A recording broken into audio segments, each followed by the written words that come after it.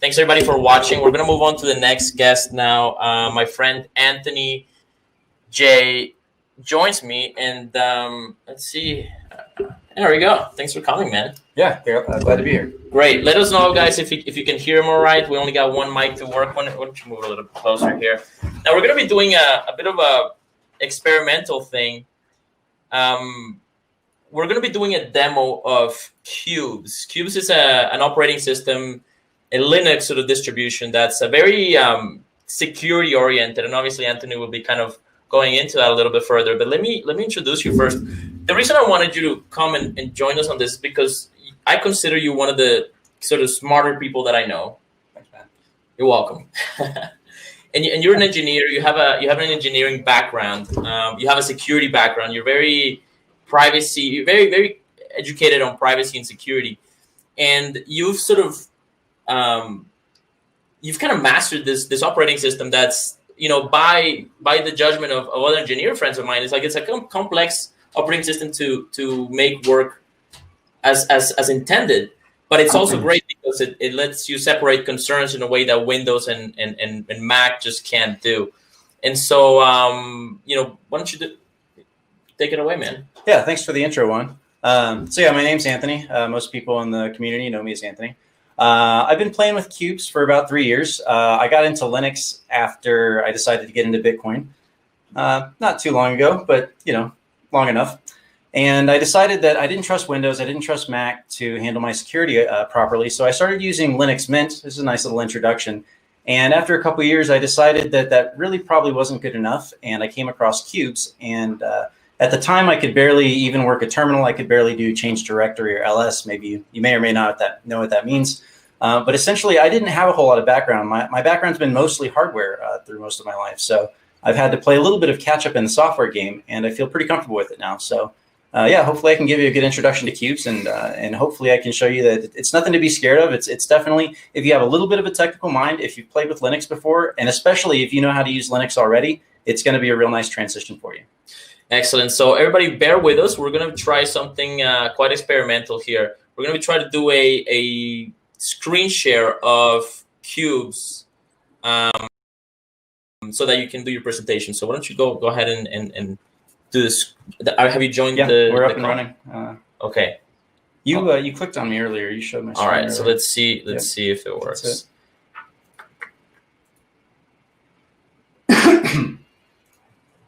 All right. So let's see if you guys can see that. I'm gonna go ahead and check the stream right now, see if we get a confirmation there. Let us know if you can see the Qubes presentation, guys. Qubes for noobs. I like that. Qubes for noobs. All right, kids. Qubes for noobs. Do you see it, Ugly? Okay, great. Yeah, I like that. That's good marketing there. Qubes for noobs. Excellent. Okay, well, let's go ahead and get started. So what is Qubes OS? If you ask the Qubes operating system, or if you ask the Qubes devs, they'll tell you it's a reasonably secure operating system. But really, that's just them being humble. If you ask Edward Snowden, he says, if you're serious about security, then Qubes OS is the best OS available today. And I am inclined to agree with him. At least it's the best free OS that I'm aware of. Okay, so Qubes is a Linux distribution. It's based on Fedora. It acts as a hypervisor for virtual machines. And if you're not familiar with some of these terms, we'll cover them shortly. But essentially, a virtual machine is it's sort of a simulated computing environment that runs on a larger computing environment. So you probably heard of VirtualBox. You might run Windows, but occasionally you want to run Mac or Linux. And so Qubes is designed entirely around creating virtual machines to containerize all of your activities. So you can simultaneously host and run multiple virtual machines, and your defaults are Fedora, Debian, and Unix. And Unix is a really cool operating system that connects you to Tor in a very secure way. But you can also run Windows, Tails. You can run the various BSD distributions. They're pretty cool. I recently got into BSD, but this conversation is not about them, but they are actually older than Linux, believe it or not, and they are also open source. And one thing that I just want to point out, the benefit of this sort of virtual machine sort of environments on top of kind of like the base virtual machine, the base computer environment, is that, as far as I understand, is that it's harder for one software on one part of the machine to corrupt or access memory of another piece of software, right? Because you're sort of separating the environments. Right? We got some good graphics later on that'll help to sort of picturize that a little bit better. Fantastic. So if you download some sketchy software on your Qubes, you don't have to be concerned about it accessing your Bitcoin wallet. Exactly. And that's the I'm big thing. completely unworried whenever I'm opening email attachments that I'm not confident about, playing with new software. Yeah, I do that all the time. I create what's called a disposable virtual machine that comes, it's ephemeral, so it only lasts for as long as I want it to. And as soon as I shut it down, everything just destroys itself. So it's a good way to keep your base system sanitized. Yeah, I mean, I literally have created a workshop entirely focused around how to protect your crypto and your digital identity, assuming your computer is compromised. Yeah. And it's hard. It's actually difficult to do. But even though it's possible, I think this is an excellent alternative. So, all right, let's continue screen sharing and go ahead. Okay, so one thing that's, as I mentioned earlier, you don't need super hacker skills to learn Qubes OS. As I said, I switched from Linux Mint a few years ago, and Linux Mint is very similar to Windows 7. It's really one of my favorite Linux distributions. So in other words, you don't need to be the guy running this desktop to be able to get started with Qubes. Although you can run this desktop if you want to with Qubes with a cool window manager called i3. Okay, so there's always this battle. Which OS is the most secure? Probably you've heard of Tails. Edward Snowden popularized Tails when he was getting all of his information off the NSA and escaping into Russia.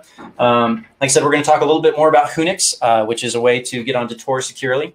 And yeah, there's a little Gentoo joke for some of the people in the crowd that might get that.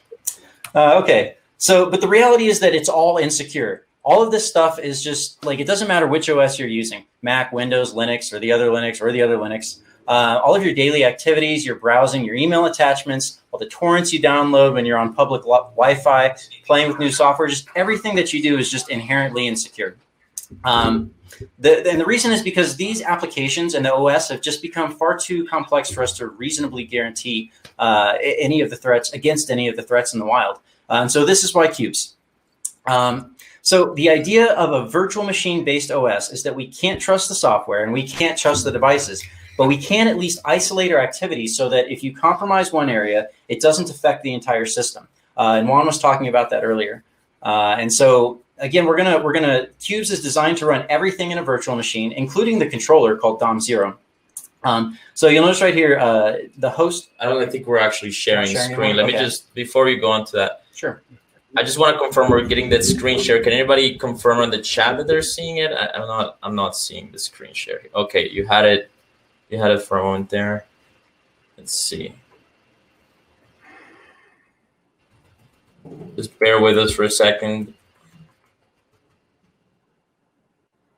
We kind of lost it afterwards there, but we did have it for a second. Okay, well, just let me know. Stop me anytime you need to, so we can. Cool. Make sure we're screen sharing properly. Okay. Maybe are you on chat with Ugly? He can keep confirming for us if we're. The thing is, if I use my computer at all, the screen share will just go to whatever. Yeah, you're sharing now. You weren't before, but you're sharing now. You're sharing now? Okay, go for it. Excellent. Right on. Thanks, Ugly. Okay, so taking a couple steps back just to make sure we haven't lost anyone. The idea of a virtual machine-based operating system is that we can't trust the software or the devices, but we can at least isolate our activities so that a compromise in one location doesn't pwn the whole system. So Qubes is designed to run everything as a virtual machine, and the host controller is called Domain 0. It never touches the internet, and it rarely touches other devices. You can tell it to allow access to a USB, for example, but the idea is to isolate your host controller. And again, the idea is Domain 0 controls everything else, so you want to keep that as pristine as possible. It comes with Hunix by default. We have these cool things called disposable virtual machines. It has very simple but also robust tunneling and firewall capabilities. And then you can take your peripheral devices like USBs, cameras, and microphones. You can take all those and you can actually pass them through to the VM that you need to use them while keeping DOM0 safe. And it actually does have a pretty familiar desktop, good GUI integration, and solid documentation. This is some of the stuff we'll be talking about. We'll try not to get too into the weeds technically. Maybe Juan can stop me in case I get a little bit too technical, too advanced. Yeah, I mean, what I'm seeing so far is it gives you granular control over your computer, which is something that you can barely get on any other operating system. Yeah, very much so. Yeah. Okay, so this is not exactly absolutely necessary knowledge to run Qubes, but it is useful to keep in your mind about what the computing stack actually looks like. So really quickly, at the base layer, you have your hardware, right? You've got your CPU, your RAM, your hard drive, your GPU, all that stuff. You have embedded firmware that runs on this hardware. And a common, you might have heard of BIOS or UEFI. There's also a version called Core Boot, which is open source. On top of that, you have something called your kernel, which is essentially, it's your base level operating system. When people say they run Linux, they're really saying they run a kernel called Linux. And then on top of that, you have these base utilities and finally, at the top level, you have applications. So stuff like your desktop environment, widgets, the programs that you run on a daily basis. So it helps to sort of keep the computing stack in mind when you're trying to wrap your head around how virtual machines work and what they are. So let's talk first about Zen Hypervisor. If you're going to get into Qubes, the first thing you're going to hear them talk about is this Zen Hypervisor thing.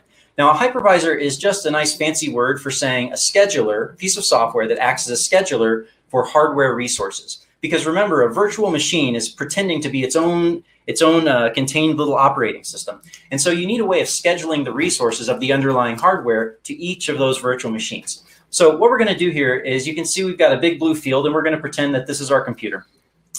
So there's our hardware with all our accompanying sound card and NIC and everything. Zen Hypervisor sits directly in between the hardware and then the first virtual machine. You'll notice domain 0 here, once again, is your very first virtual machine. And this is going to be the virtual machine that directly talks to Zen Hypervisor and tells it which other resources these other virtual machines are allowed to access. And so, you can see they're called DOM-U, and these are unprivileged domains. They're only allowed to do what DOM-0 and Zen Hypervisor tells them that they're allowed to do. And so what you end up getting is the front end of these virtual machines will end up piping their data to the back end of DOM-0, and then DOM-0 will resolve things like, for example, X11. It's essentially a very base level piece of software that manages all of the windows on your system. And it's pretty ubiquitous. There's a new one called Wayland, but most stuff still uses X11. So the other thing that'll happen is DOM-0 will tell your unprivileged domains how much virtual memory and virtual CPU that they're allowed to access, and then Zen Hypervisor will manage it from there. So let's clean that up some, and let's start talking about our devices. So you can see we just highlighted at the bottom the network interface controller, or a NIC, and then the USB slot. And then notice up here at the top, we have sysnet, and this is actually what it's called in a default installation of Qubes. It's for your system networking. And then sysUSB is sort of your default virtual machine for handling other devices other than your NIC. So what's going to happen is you don't ever want to put things like your USBs. You never want to attach that to DOM-0 if at all possible, because USBs are inherently untrusted. They come with embedded firmware. Sometimes there's backdoors.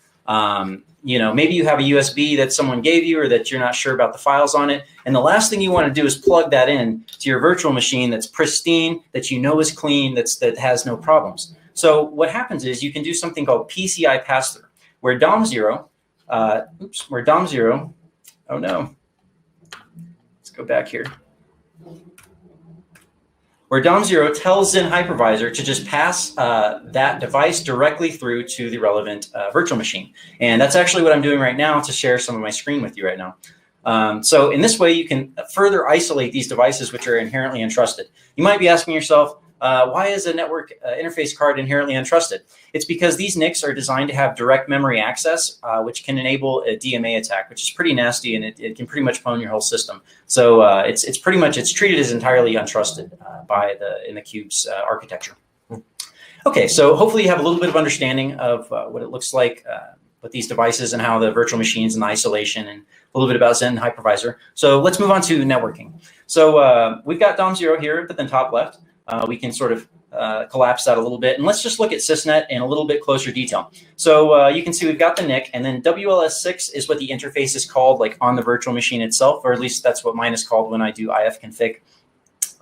So obviously we want to use this to network to other virtual machines. So what we'll do, the first thing we'll do is pass it through a firewall, because remember, sysnet is entirely untrusted because it contains the network interface card. So we're going to go past this firewall here, and this firewall is going to sanitize all of our traffic. And the system firewall is trusted, and it is also one of the default virtual machines that come with Qubes. So you see this right here where it says VIF0 and VIF1. That's a virtual interface.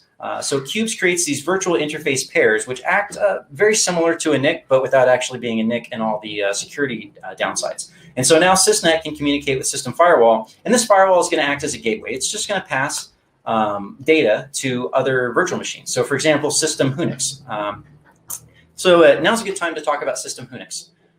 It's another Linux distribution, and it is designed to operate as a virtual machine. And it's designed to operate both with Qubes. You can use it on other systems as well. And the way that it achieves security is it creates two virtual machines. The first one is a gateway called System Unix, and the other one is your actual workstation where you'll run your Tor browser. Now, because you can heavily firewall this gateway, the System Unix gateway, it can make sure that all traffic passes through Tor. Any traffic that's coming from your other virtual machine is forced to go through Tor. Now, imagine that you're on your workstation here. You're running Tor, you're playing around, you're getting on the dark webs, running them up, doing all kinds of stuff. Who knows? And let's suppose you get into some malware and it infects your machine here. Well, this machine is not able to infect this other virtual machine here because of the isolation, meaning that if you get some malware on your System Unix workstation, it's not going to be able to force traffic over ClearNet and reveal your IP. And that's a really important thing because that's one of the attacks that tends to happen on Tor is people get their real IP address revealed because they download some malware and then it bypasses the Tor firewall settings. And so this is a very secure way. It's basically impossible, no matter what you do, no matter how badly you screw up on here, it's pretty much impossible to accidentally end up on ClearNet because of this Unix gateway. And let me just say that there's more than one way to get viruses or malware in your computer, and that there's plenty of it in the white web, so to speak. So certainly, yeah. So right now, everything you're looking at comes default installed. You don't have to do any configuration. I think the hardest thing that you have to do is when you first turn on this gateway, you have to go through a couple screens that say, okay, bootstrap, configure, done. But other than that, everything is pretty automatic. So I'm giving you a lot of background here, but I just don't want you to be too afraid. This actually is done pretty easily, and I'll show you later in the demonstration. The other thing you might want to do is add VPN. So I actually have one on my system called VPN USA. And so again, this acts as a very good gateway so that any other virtual machines that I'm running over here now are forced through this VPN. And if my VPN goes down for a moment or two, this traffic just simply goes nowhere. And that's another problem that you find with VPNs, just like you find with Tor, is when your VPN goes down, sometimes you leak traffic, and sometimes malware is able to, for example, let's suppose malware gains root on your system. It can take that root, adjust your firewall, and then allow itself to go around your VPN. So these gateways are a really good way to prevent that kind of hack.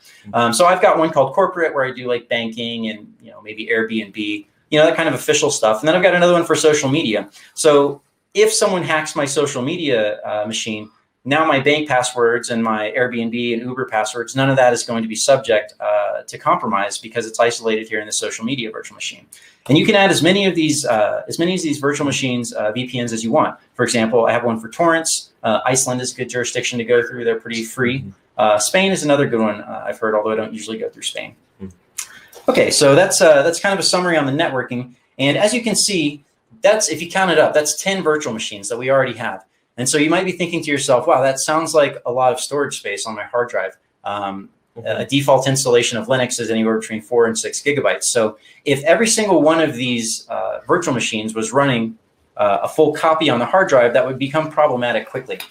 So Qubes gets around this by separating this concept between template VMs and application VMs. So cleaning everything up, what we have here, these template VMs come default installed on Qubes. And this is the only place where the actual storage on your hard drive occurs. So for example, we have this Fedora. Yeah. I'm still showing this for some reason. Maybe just turn it off and on. Looks like the feed froze there for a second. All right. Hello. I can still see Ugly over here. I'm going to kick you out, Ugly. Thanks for coming on the show, man. All right. And let's see if we can get back on. What's going on? It's like you froze or something. Maybe I froze. It's very possible. Yeah. But yeah, I mean, this is obviously very powerful operating system. Let's see if you see anything. and share. You're frozen there. Let me ask you something real quick while we figure this out. There we go. Is this, it seems like this would be very powerful software to, for a server. Like, can you run a Qubes server and then, You could. There's, I'm not sure that Qubes is really designed to be run as a server. I probably wouldn't try. It has certain limitations that make it not ideal for that use case. But I'm sure that it could be, yeah. Maybe there's other virtualization software that's good for that. Okay. But I'm definitely not up to speed on servers, so I couldn't make any certain statements there. Right on. Okay, so back to so we're talking about template VMs versus app VMs. And remember, we have all of these application VMs, and we really don't want to be storing a full copy of an operating system on the hard drive for every single application VM. I have like 30 of them. So instead what we do is we create these templates, and the template is what stores the base level operating system. And the defaults that you get installed with Qubes are these Fedora, Unix, the Unix gateway, and also one called Debian 10. So anytime that we want to spawn, for example, my VPNs and my sysnet, I use all of that with Fedora 32. So what happens is Qubes will take a copy of this Fedora 32 image, and then it will boot the operating system for all of these into RAM or into your memory, so that instead of taking up space on your hard drive, it's just taking up temporary space on your memory. So as you can imagine, Qubes is a little bit RAM intensive, and we'll talk about the hardware requirements just a little bit later. And then the same thing happens with our other virtual machines. So for example, our Unix virtual machines, each of them gets created by their respective template. And another thing that's important to keep in mind, every time that you shut down one of these application virtual machines, everything basically goes away. Except for two folders. You have two persistent folders, one of which is the home folder, and the other one is called /RW, and it's for maintaining kind of system settings that would normally get erased once you destroy the app VM. But basically everything else, the entire file system, if you know anything about Unix, you have a bunch of different system files like /user/bin/lib, all those different things. Basically all of those files just get copied into the RAM space and booted for this virtual machine. So yeah, without getting too verbose about it, so one thing that you're going to want to do if you're running Qubes, you notice this other virtual machine came up down here, this template right here called Debian 10 KDE. So you want to keep these top 4 virtual machines totally pristine. You don't want to be messing with them. You want to update them, and you really don't want to install extra packages in them. So what you do is you clone one of them, and then you rename it something else, and then you install all the extra cool packages that you want. Like an Office package and a BitTorrent client, and I mean just anything that you want, right? Bitcoin wallet, etc. And then what you'll do, for example, all of my app machines that I actually do real work in, I need to have I need to have an Office, I need to have all of those typical packages. So I will use that template to boot all of my daily driver virtual machines. Okay, and then the last one that we should talk about, or second to last, is a disposable virtual machine. So remember we talked about you want to spawn a virtual machine that's going to be ephemeral. It's only there to last for just a little bit of time, so you can open an email attachment or check a USB that you're not certain of. And to do that, you need a little template. So you'll actually take a template, you'll create an app VM, and then you'll set this flag that says template for disposable VMs is true. And then when you boot, and we're going to show all this later on, so maybe I'm getting a bit verbose. Forgive me if I am, but we will demonstrate this. So it's really pretty simple. So you create this. It looks like disp 1234, disp 8941. It just makes up a random number. And as soon as you close that virtual machine down, it just erases everything. So it's really convenient. And then finally, there's one last type called standalone, where maybe you have a very specific need or set of libraries or set of packages that you only need once, or maybe you want to run a Windows virtual machine. A lot of people do run Windows on Qubes. So it is possible. And here's some of the additional features. Backups are really easy. It's just a couple GUI screens. You just click, you say, okay, I want to back up this, and that virtual machine. And then you just tell it to go. And then you can also encrypt them, which is obviously, you really want your backups encrypted because you don't want people stealing your data. It's anti-evil maid compatible, which an evil maid attack, maybe you know what an evil maid attack is. It's when you have your laptop, maybe you're traveling, you're in a hotel room, and an evil maid knows that you've got Bitcoin on your laptop or that you have sensitive data. And so maybe the maid is evil, or maybe she's just in cahoots with some people that paid her off, and they go in, they gain physical access on your machine, and then they tamper with your boot files. And the next time you start your computer, unbeknownst to you, your boot files are tampered and you're totally pwned. So there's a way of sort of figuring that out. You can incorporate a YubiKey actually to do that. So Qubes is YubiKey compatible, so you can use your 2FA. You basically just plug your YubiKey in, and then you can you basically pass that device through to the virtual machine that you need in the moment. You can also run multiple hard drives on it. I actually have an extra hard drive in my laptop that I use for backups, just in case my main hard drive just decides to quit on me. I should say solid state drive. You really want to run Qubes with a solid state drive and not a hard drive. Also, you can dual boot with Qubes. It's not recommended as a best security practice, but I will say that you're probably better off dual booting with Qubes than you are not running Qubes at all. Before we move into dual booting, somebody's asking, Good Girl is asking in the chat, says, I didn't get Trezor to work in Qubes. I also didn't get YubiKey to work. It could be hardware dependent. Qubes does have limited hardware. I will say that I definitely, sometimes it can be difficult. Sometimes you have to do some troubleshooting to get those things to work. So yeah, we're going to talk a little bit on the downsides. We're going to talk about on some of the gotchas. And one of them is to check the hardware compatibility list. And it is that's another thing about Qubes. It is quirky. It does have these quirks to it. The more that you know about Unix, the better. And so, yeah, we'll talk about that in just a minute, just the gotchas and things that you want to be careful about if you're going to try and dabble into Qubes. Okay, we'll look into it. Oh, here we go. Limitations and disadvantages. Perfect. Okay, so Qubes doesn't have OpenGL or OpenCL, which means that it doesn't have these graphics libraries that normally are used to make graphics processes efficient. So instead, a lot of that has to be done on your CPU. People have been known to pass the GPU to a Windows 10 virtual machine. But that's kind of buyer beware. You really need to have a little bit of extra knowledge there, or really good hardware. Again, not all hardware is supported. So Qubes posts the hardware compatibility list where it says, okay, this and this and this and that function are all things that you're going to want to do, and then it lists all of the hardware, and people continually add to the list saying, okay, my hardware doesn't do this one thing. And so, yeah, you definitely, before you want to give Qubes a try, you definitely need to check out that hardware compatibility list. And even then, yeah, Qubes tends to be a little bit finicky and a little bit quirky. I find myself having to restart pretty often once it starts acting a bit too weird. Occasionally, I find myself having to recreate one of my app VMs and then transfer the data over. Just sometimes a little corruption things happen.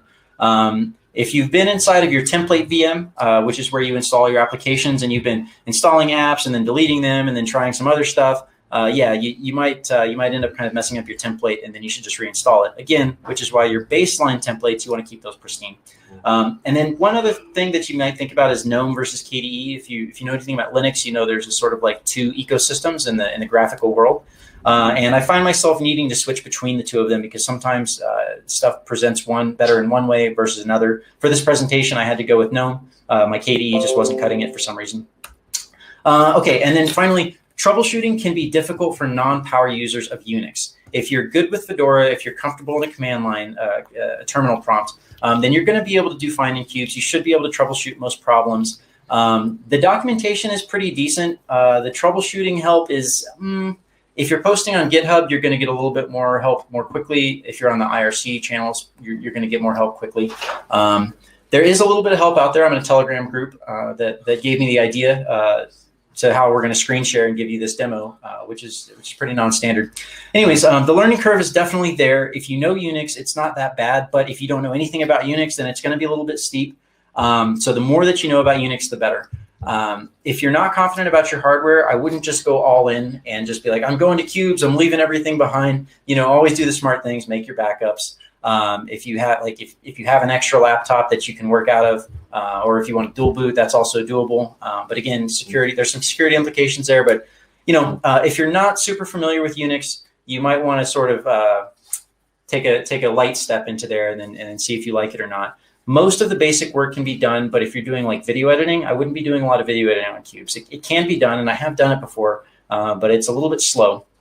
And here's some of the ways that you can mitigate that. Okay, so yeah, there's a couple desktop. Oh, just FYI, XFCE is the default desktop. You can also use i3, which is the way all those cool tiled windows showed up earlier on that picture I showed you. You can also use KDE, but I don't recommend it unless you've got just really good hardware. Okay, so let's talk about hardware. It's very RAM intensive. You want, I would, Cube says 8 gigabytes is the minimum. I've never run Qubes on 8 GB, and I wouldn't recommend it. I would say definitely 16 is going to be where your minimum that you want to go with. I have 32 on this machine, and it runs pretty well. So 32 plus is definitely your ideal there. Your CPU, a dual core is okay. I run a dual core on this laptop that I'm running. A quad core would be much better because, again, remember, you don't have OpenCL, so all of that burden gets put onto the CPU. So if you can get a quad core or an octa core, even better.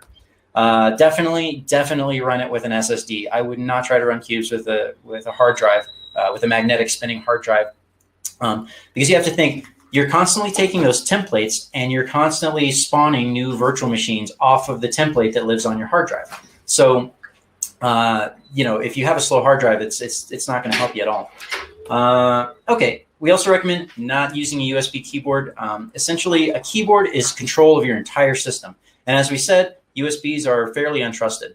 So generally speaking, you want to use a PS2 interface, or if you're on a laptop, then it's not even a problem. Personally, I do use a USB mouse. I've been using this mouse for a few years, so I guess we have a good relationship, and I trust it now. So hopefully it doesn't break, and I've got to, do a whole new relationship with a whole new mouse.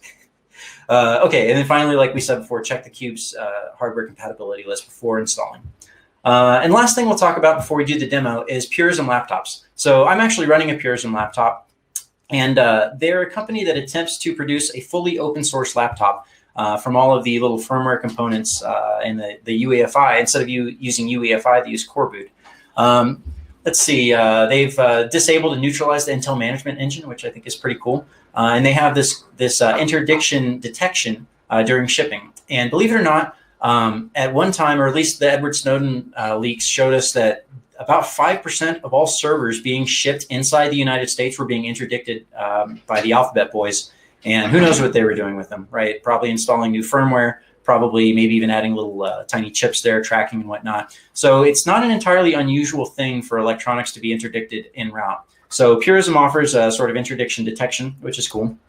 They're also a social purpose company. So it means that they don't have to go purely for profit. They also have a set of social ideals that they're trying to achieve. So they can sometimes forego profit in the attempt at achieving those ideals.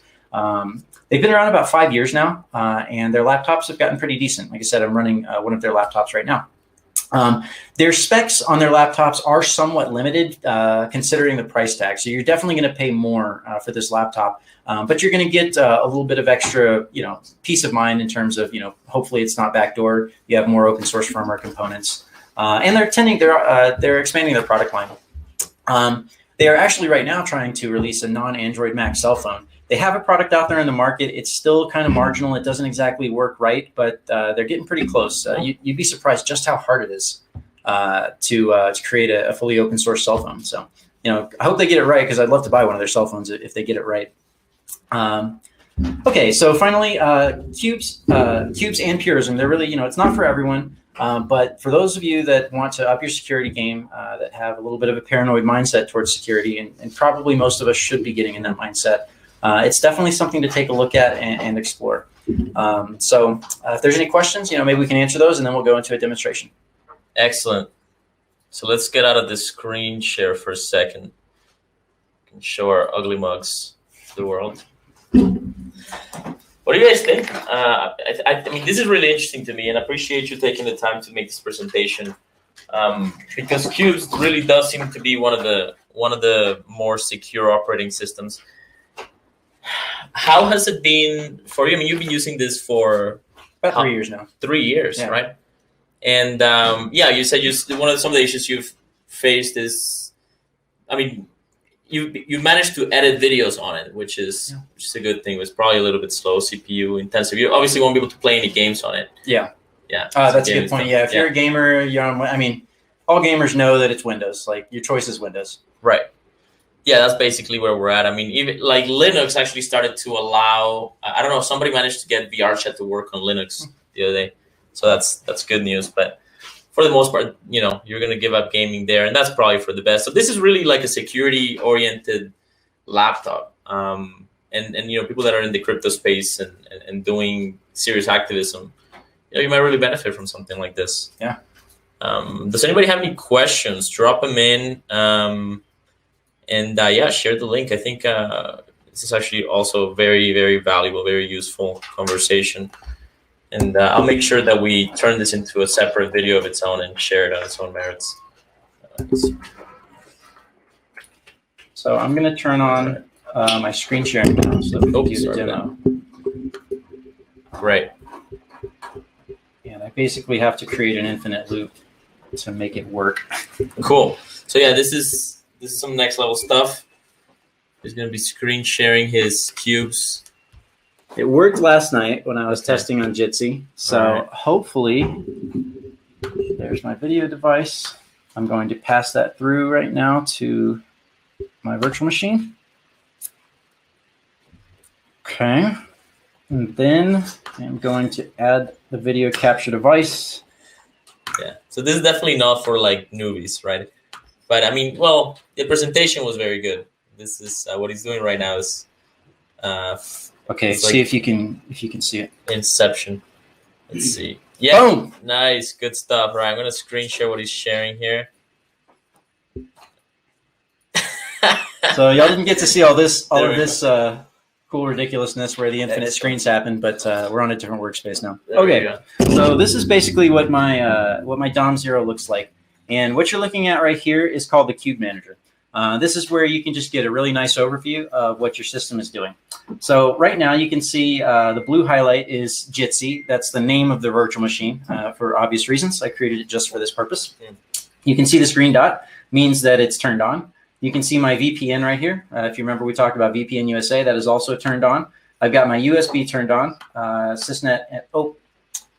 So this screen share actually cuts off half of my screen, so I have to be careful. Okay. Here we go. Okay, and then so I just changed the order here. So here's DOM 0. Again, domain 0. That is that's your baseline virtual machine that controls everything else. Obviously, it's in a green state. You can see these little tiny green arrows right here. This means that my Fedora 32 template, it wants to be updated. We won't do that right now, obviously. And you can see the columns. Here's the name of your virtual machine. This is the template on which it's based. Obviously, the template VMs themselves, obviously, they don't have a template. You know, they are the template. Let's rearrange this order here. So let's take a look at Jitsi. You can see that the template is called Fedora Full. And I call it Fedora Full because I install a bunch of extra stuff to it that I don't want to install to the baseline template. You can see where it says networking VM, right? So Jitsi is connected to my VPN right here. And then you can see that my VPN is connected to my firewall. You can see that my firewall finally is connected to Sysnet. And then Sysnet is not connected to anything because it actually has the network interface controller. So you can kind of see how that chain happens there, and this is a good visualization. On this other column, you can see your disk usage. So notice that Jitsi, for example, is using only 175 megabytes. But if we come over here, you can see that my Fedora Full template is using 6 gigabytes, right? So it's RAM? Yeah, because it's running totally, excuse me. So this is like a 32 gigabyte RAM? Yeah, I've got 32 gigabytes of RAM. So Jitsi right now is running totally in RAM. It's not running on the hard disk. Nice. And you can actually take a look up here. So there's a bunch of stuff you'll see on up here. And one thing that Qubes provides is you can see what the resource is using. So I actually allocated 12 gigabytes of RAM because I knew that this is going to be an intensive application. And it's using 75% of my CPU at the moment. So yeah, it's intense. Right. And so it's doing all the processing on CPU. There's no graphics processing. Exactly. Well, there is graphics processing. It does use the GPU for some things, but it just doesn't have the benefit of OpenCL. Right. So like there's an embedded GPU. I think it's an Intel 620 or something that's embedded onto the actual the CPU. Yeah. Nice. So it does make use of that, but it doesn't make use of the OpenGL, which is kind of ties your hands. Right. You can see this little guy right here. It says that hey, you've got some updates. This is what it would look like. It says, hey, here's your updates, and I would just go ahead and click next. So you can see this is all just standard GUI stuff. Lock screen, log out, same kind of deal. Cool. Let's see here. So if you want to open a VM, let's say to just go, shit post on Twitter. Yeah. So 1 second, let's finish covering this stuff. So you notice there's a red box around here, and this is obviously my Wi-Fi. It's red because my Sysnet down here is colored red. So one of the cool things about Qubes is you can color code. You'll notice there's these color codes on the left that tells you what your sort of classification level is. I changed mine up from the Qubes defaults. I use red for basically all of my system VMs. It says, hey, I'm rarely inside of these VMs. If I'm in them, I want a nice big red banner that says, be careful. For example, maybe I was going to come here and start like doing some hacking or whatever. So notice the banner up here is red, right? So it just matches whatever color you've told it to be. So that's good. Cool. Okay, so let's go ahead and start up. I don't know. Here's my actual social media virtual machine. We're just going to give that a start. So it would show you Twitter, but it got banned from it. It's too hot for Twitter. I guess, they just wanted my phone number. So I wasn't willing to give it. I was there for like 2 weeks, and then they banned my account. And I was like, well, forget Twitter too. I don't need them. I've gotten doing other things with my life. Okay, so you can see that social just started. Now, there's a few ways that I can run a program in here. I could run the command like just directly, like maybe I could just say Firefox, right? But maybe better to show you here is you've got, so notice I've got all my virtual machines here. I can actually just go to social, and then oh crap, I've got a whole lot of programs. You could probably tell that I use this a lot right here. I actually use a whole different way. So let's show a little bit of a demonstration just in real time. Let's add everything and then remove it. Okay, so all I want is for Firefox to show up because that's really all I use. Maybe terminal because that's sometimes useful. Wherever it is, Xterm, sure. Oh, it's because I use console. Whatever. Let's hit apply. We'll hit OK. Oh no. Yeah, it's just taking a long time because my CPU is being used for the screen share. So hopefully, yeah. So you can see that that now we have a much smaller list, which includes Firefox, and there's a couple defaults that it seems to always include. So let's launch Firefox. Oh crap, that's probably a bad idea because again, with my CPU being used. Right. But we'll close it down. Live demos, man. Yeah, we'll see if it works. Can't do any worse than Elon Musk. Here we go. So these guys just can't get a live demo to work properly. Yeah. So now you can see. So you can see right here, it tells me which virtual machine it is, and what my application is. And notice again that it's green because I use green for stuff that's like, hey, this is my identity that's well known. Everybody knows this identity throughout the world. You can see some of, I didn't know Telegram had a web version. Oh, yeah. Oh, really, dude? That's good to know. Oh, man, you got to get on it. It's super convenient. It's way better? Oh, man, you're just going to be freaking spamming out messages like I shouldn't have told you this. I'm going to make 50 more groups and add it to all of them. We're like delete. mute. No, actually, I like all the groups that you've added. Yeah, I'm surprised some of them have actually. Okay, so let's talk a little bit about these disposable virtual machines. So let's actually just run. No, let's do it a way that makes more sense for you guys. Dolphin is the one. So let's suppose I have some files in social that I don't know. I've got a bunch of junk here. Let's not put the Biden meme on here, but let's just hopefully you can't see the Biden meme too much, but I think we can trigger some people. Yeah, it's fine. Screw it. Yeah, I someone was telling me no, this is just like my temporary meme. I make my memes elsewhere in another cube and then I drop them in here. But someone was saying Biden's not a pedo. I was like, yeah, he's pretty messed up, and so I had to like drop a bunch of had to photobomb creepy Uncle Joe bullshit. So, anyways, important internet work. It is. Let me. So here's one little thing. Oh, man, you can't really see it, but let me see if I can get it here. All right. So let's just. So one thing that you're going to need to do in cubes, you're going to need to move files between cubes. So what we're going to do here is we're going to send this file to another virtual machine. And so we're just going to send this file to Jitsi, for example. So we'll hit OK, and boom, it's sent. So let's go ahead and just close that. And then let's open up a Jitsi. Now, I'm doing this kind of the quick way just because I don't want to take too long on the demonstration or anything. But what you're going to end up having here, see, we've got our home folder, and then we've got one called Qubes Incoming. So we'll just come into here. You can see, okay, from social. Aha, here's our meme. Probably. All right, cool. It's showing up. Might as well hit you guys with the meme. I was told there would be bodies in the streets. Personal. I made that one. Yeah, okay. So, but let's suppose that you're not confident. I send you this meme, and you're like, hey, I don't know this guy Anthony. I saw him once on a live stream. So I'm going to open this. I'm not going to open this on this virtual machine. What I'm going to do is I'm going to open it in a disposable. So you come down here, view and disposable virtual machine. So what's going to happen is Qubes is going to launch a disposable virtual machine for me, hopefully. Might take a minute because of CPU. This is great though. Like this really scratches my paranoia itch. Yeah. It really, really does. All right, it might not be working just because my CPU is going crazy. So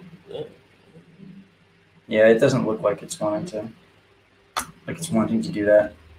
Let's try it one more time. Yeah. Let's edit in a disposable virtual machine. Interesting. Huh. So it's showing some box in the background here that you don't get to see. Yeah, that's really interesting that it's doing that. So it's probably just a function of the live stream acting weird. So here's what we're going to do.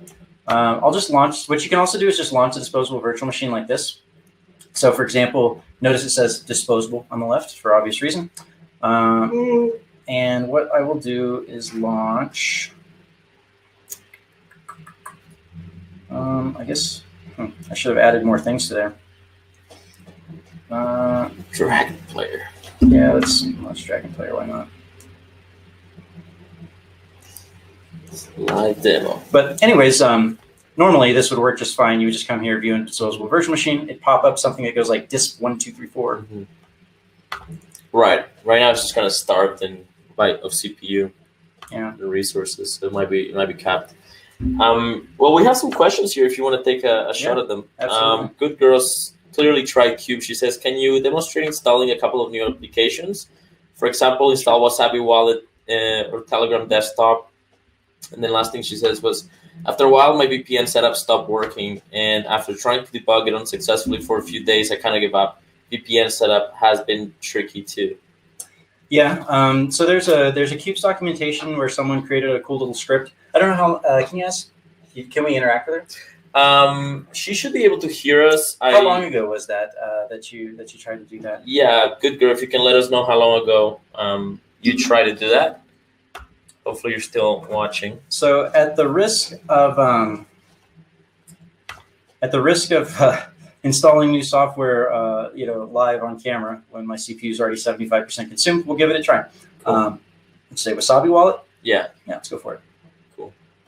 All right, this is exciting, guys. We're trying out a live installation of Wasabi Wallet on a virtual Qubes machine that's basically isolated from the root VM. So, if the feds somehow man in the middle your installation, right? Because let's face it, nobody knows how to use PGP to authenticate cryptography of software. That's pretty true. Then at least you won't be entirely pwned. Seriously, we need to make PGP easier. What the flip? All right, let's try it again. Yeah, unfortunately, it's real start for CPU, I guess. Yeah, that's actually one of the quirks that I experience. So if I turn on my virtual machine and I don't wait long enough and I try and run a program in it, the program will just never start and I have to turn off the virtual machine. So you can see the dot there is yellow. That means it's like, okay, I'm working, I'm booting. Okay. I'm getting put into RAM. So Good Girl says 10 months ago. Yeah, I mean, it was, there's like a VPN Qubes handler on GitHub that worked pretty well for me. Yeah, I don't know. We'd have to take a look at your exact system and see. Right. All right, so let's try this again. Cool. We got a green light there, I guess. GNOME terminal. There we go. Nice. All right. Good terminal. Does anyone know what let's just do sudo DNF search Wasabi. Hopefully it's just there. Let's see. I don't know if Fedora, does Fedora have it in its official repos? That's or it would probably be it wouldn't be Fedora, obviously. It's third party, so they would be RPM Fusion. Which I have RPM Fusion here, so yeah. It didn't find it. I only have the RPM Fusion repos on here. So if it's not on the RPM Fusion repos, then it's not going to show up. Of course, we could download it from GitHub. I don't know if we want to take all the time to download Wasabi from we GitHub. got 10 minutes, so I don't know if we have the time for that. But maybe we can just install something. I have out sudo DNF install. This is a new Fedora full, so I actually don't have a BitTorrent client. So we could just do cool. BitTorrent Qt. Yeah. Cool. There it goes. So again, this is inside of the template. So the template is what all of your other app VMs are going to be using for all of its base level software. And every time you shut down your app VM, everything goes away except for your home folder and that little RW folder we told you about. But the rest of it all gets copied from the template. So hypothetically, even if you do download some kind of virus in one of your app VMs, it's very likely that virus is just going to get destroyed as soon as you turn off the app VM. If the virus stores it, or the malware stores itself in your home folder, well, then you're still kind of pwned. Oh no, Big Smart QT couldn't find it. You know what? It doesn't matter. I probably just misspelled it. But we're not going to bother with that really anymore. I think that's, Yeah, I mean, this is a good introductory demo to Qubes in general. Obviously, you do have to be sort of willing to use the command line. This is not for Windows sort of users. You're not going to be able to avoid the command line. Yeah, it's unavoidable. Sure. Now, I mean, that's kind of the case with Linux in general, almost entirely. But you can get away almost entirely without the command line on like Linux Mint or Ubuntu. But yeah, on Qubes, like you can generally operate it day to day without the command line, but you are going to come across times that you definitely need it. The Qubes documentation is pretty good. It'll tell you all the commands to run, so you can just copy paste, which really you're not supposed to do, but that's kind of also how you learn. So yeah, I mean, if you're kind of not comfortable with command line, then maybe you should study it a little bit. It's actually quite interesting. Yeah, it's quite empowering when you figure out how to use it. Yeah, it's not that hard to use. Okay, so I just launched a disposable virtual machine. You'll see here it's called Disk4275. And I just launched it off of my baseline Fedora installation. So that should pop up here pretty quick. And I launched just a command prompt on it, but yeah, because this is my baseline Fedora 32, I have no other packages installed. So, but just to show you, what it looks like and what we could do with it. There we go. Cool. So yeah, it shows up. Xterm is always like maybe just slightly annoying to use because it does these weird things like having tiny fonts. So, but yeah, let's. So if you're having problems, and sometimes I'm not going to lie, sometimes when I'm trying to launch something in a disposable VM, sometimes it doesn't want to automate itself, and so I have to kind of manually do it. In which case, you know what? Actually, let me do it this way. Oh no, wait, I didn't put the thing in there. I'll just do it the quick way then. Yeah, Dolphin.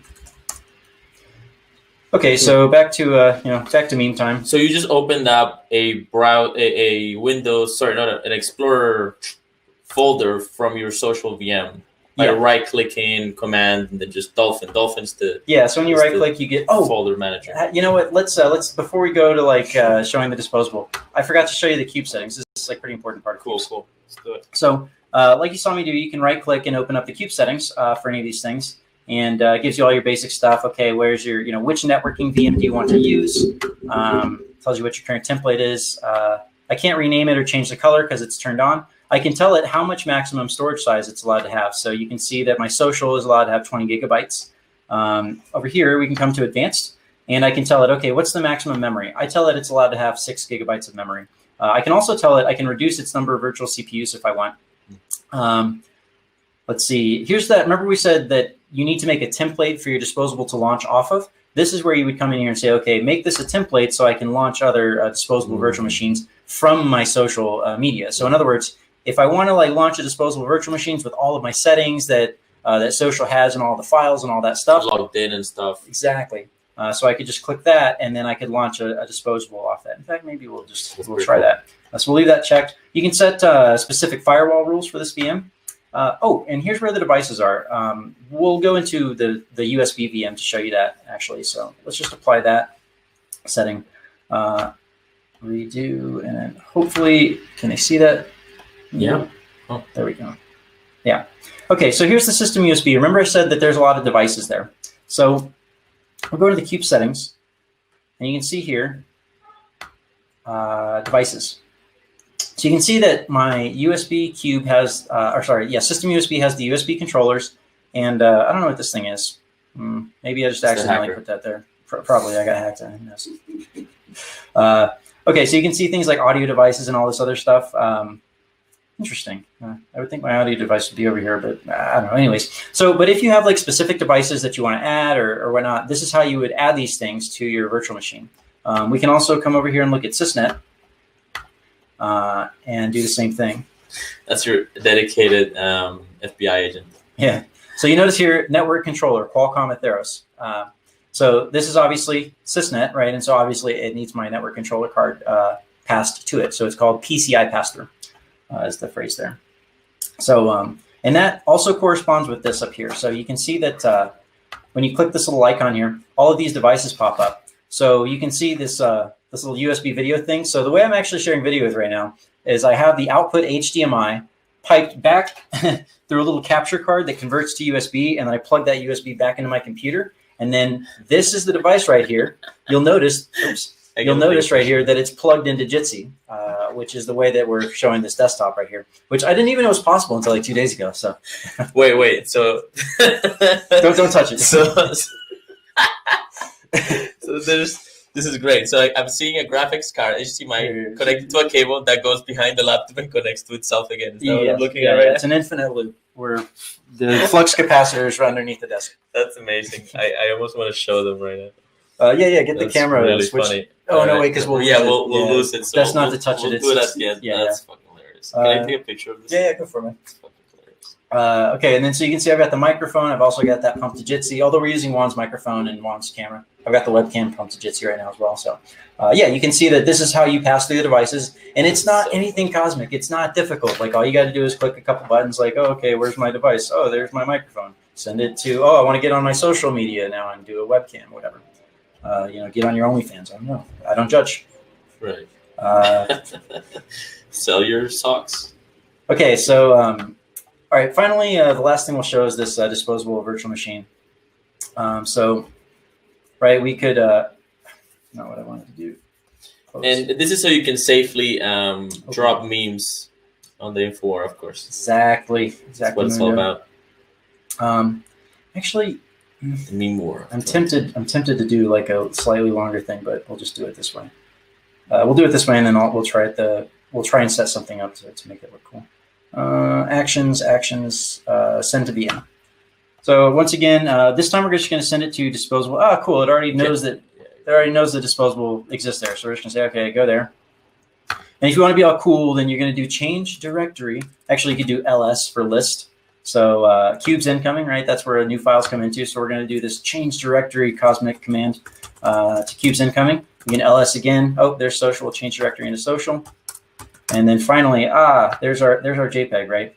So then, unfortunately, this disposable virtual machine doesn't have any way of viewing that JPEG, so I actually couldn't probably show it to you right now. I don't know, maybe it does. Let's do Nautilus. Let's see. Maybe. Hey, it does. All right. Meme delivered. Yeah, so now you can see disposable 4725. Unfortunately, they can't see it for some reason. I guess no. It stopped again. Okay. The infinite loop cable got a little bit subconscious there. Let's see if we can. I try. I guess you can try shutting yours, like turning off your screen share and turning it back on. Yeah, I think that's how we'll finish with. Fixed it last time. We'll finish with this. Quickly go away from that. We'll finish the show with this. Off. And there we are. Turn it back on. Go back to screen share. We don't have to.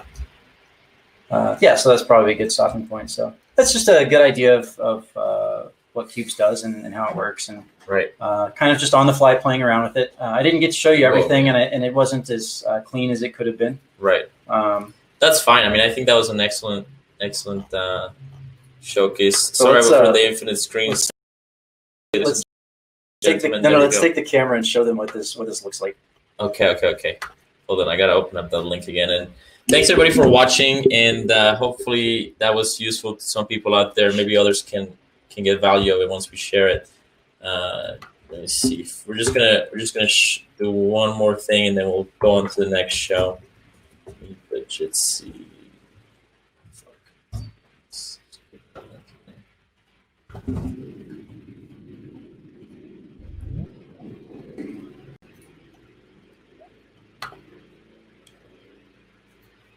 Okay. One final demo. Yes, I am sharing my screen at the moment. Okay. Oh, well, maybe I'm not. Whatever. Yeah, just pull the camera up and I'll show them. What are you going to, show them the screen there? Yeah, just use the camera. All right, let's see. This is one of those, it reminds me of that demo, like there's that picture of this Bitcoin demo where these guys have two laptops trying to scan each other's QR codes. So this, this is basically, wait. Oh, no, I still have infinite screen share, okay. Really? There we go, okay. Okay, we got it. All right. So live demos. Here's what we had to do. I had to use this like special OBS software. So we're taking the HDMI output, we're sending it to this capture card right here, which is a USB device that converts from the HDMI. And then, as I showed you, I sent that to Jitsi. Right, that's this device. Sent it to Jitsi. And then, so you can see there's this infinite loop happening over here. But that's not a big deal because we could just switch workspaces and boom. Here we are. Everything's fine. Everything's fine. Yeah. So, anyways, that's Qubes. I hope you guys enjoyed it. Thanks, man. Yeah, very much appreciated. That was hilarious.